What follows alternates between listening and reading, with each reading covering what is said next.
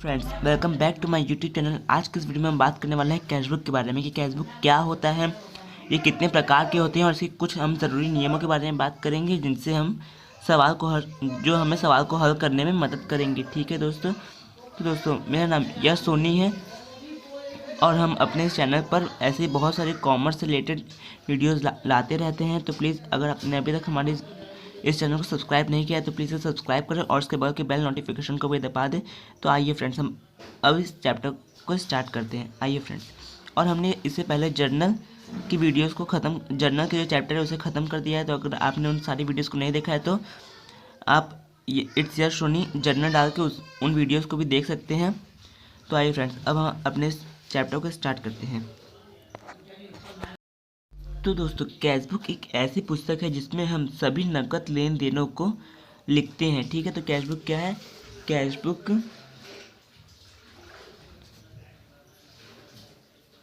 Cashbook को हम हिंदी में रोकड़ बही भी कैशबुक को हम हिंदी में रोकड़ बही भी कहते हैं। तो दोस्तों,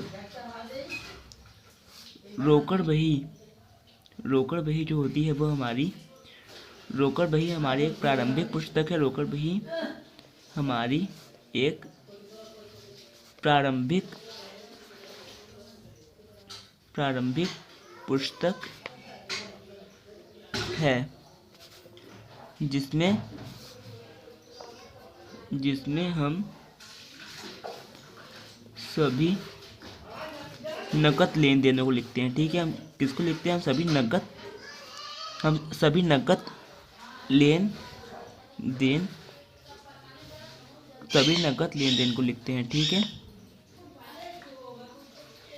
सभी नकद लेन देनों को लिखते हैं। तो रोकड़ बही हमारी एक ऐसी पुस्तक होती है जिसमें हमारी प्रारंभिक पुस्तक है। ठीक है। जिसको हम जर्नल के स्थान पर प्रयोग करते हैं और इसमें हम सभी नकद लेन देनों को ही लिखते हैं। ठीक है। केवल नकद लेन देन, मतलब कि अगर हम किसी से उधार माल खरीदेंगे तो हम उसकी एंट्री कैशबुक में नहीं करेंगे, उसकी एंट्री हम दूसरे बुक में करेंगे। वो हमारी दूसरी सब्सिडियरी बुक होती है जो हमारा नेक्स्ट चैप्टर है। तो हम उसके बारे में इस वीडियो में बात नहीं करते हैं। हम इस वीडियो में केवल कैशबुक के बारे में बात करते हैं। उन चैप्टर्स के बारे में हम अगले वीडियो में बात करेंगे। ठीक है। तो यहाँ पर हम इसमें केवल नकद लेन देनों को लिखते हैं। दोस्तों, हमारी जो कैशबुक होती हैं इसमें बेसिकली दो ही तरह की चीज़ें होती हैं। ठीक है। एक इनफ्लो होता है, एक कैश का। किसका इनफ्लो होता है? कैश का। एक कैश का इनफ्लो होता है, कैश का एक या तो इनफ्लो होता है या तो फिर कैश का आउटफ्लो होता है। ठीक है। मतलब कि या तो कैश आएगा या तो कैश जाएगा। ठीक है। और कैश हमारी जब भी आती है तो हमारी जो कैशबुक है उसमें दो साइड होती हैं। कौन कौन सी साइड होती हैं? एक साइड होता है रिसिप्ट का। एक कौन साइड होता है? रिसिप्ट का एक साइड होता है जिसे हम क्या कहते हैं? जिसे हम डेबिट साइड भी कहते हैं। और एक हमारा साइड होता है पेमेंट साइड। ठीक है। जिसे हम क्या कहते हैं? क्रेडिट साइड भी कहते हैं, जिसे हम क्रेडिट साइड भी कहते हैं।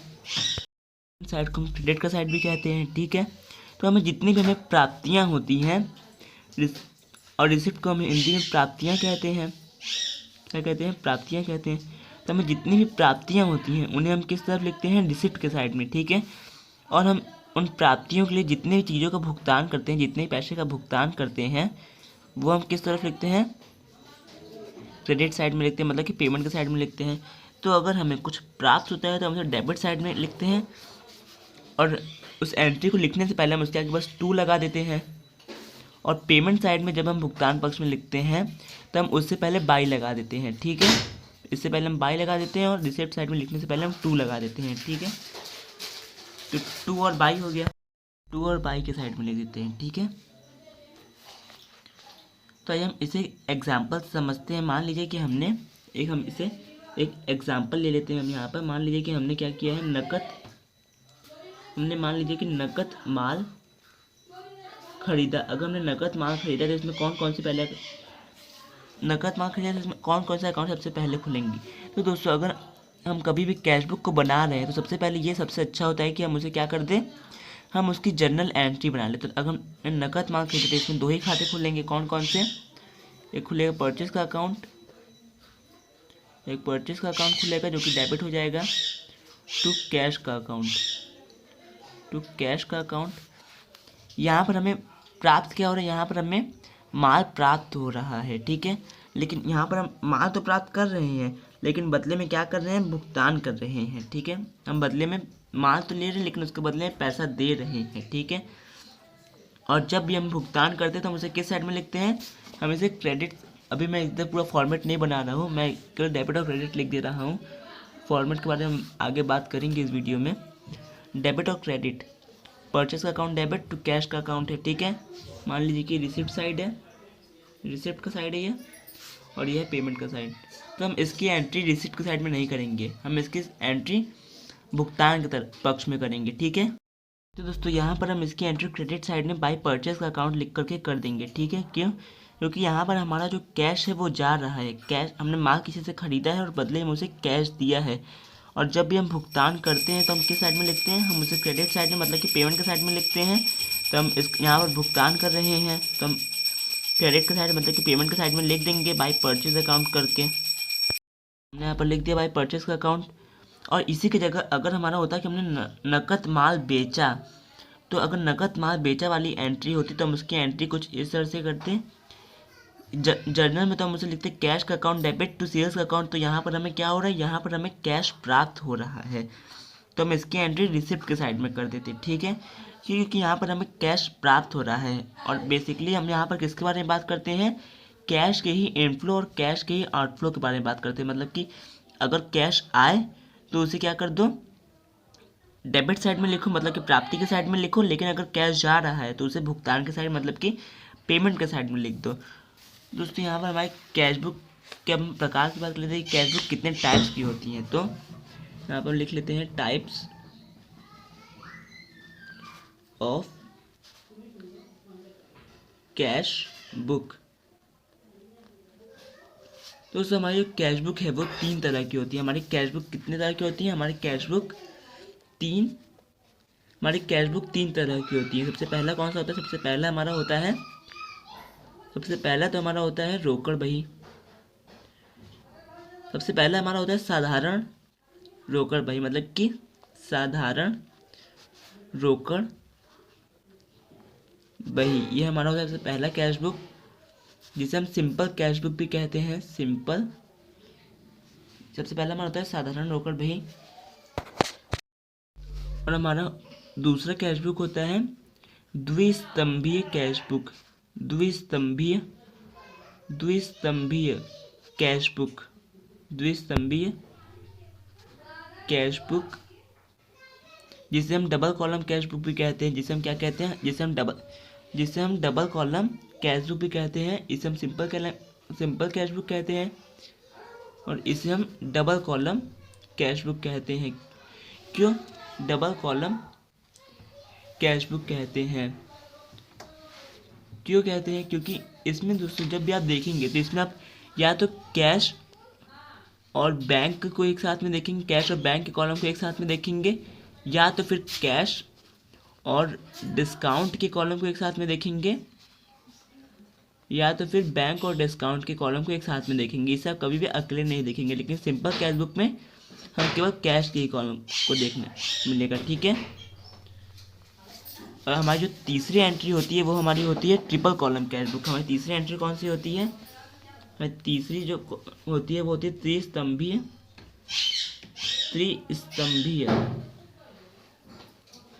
रोकड़ बही, त्रिस्तंभीय रोकड़ बही। इसे हम इंग्लिश में ट्रिपल कॉलम कैश बुक भी कहते हैं। इसे हम ट्रिपल कॉलम कैश बुक कहते हैं, ट्रिपल कॉलम कैश बुक कहते हैं, ठीक है। त्रिस्तंभीय रोकड़ मतलब ट्रिपल कॉलम कैश बुक हम इसे कहते हैं।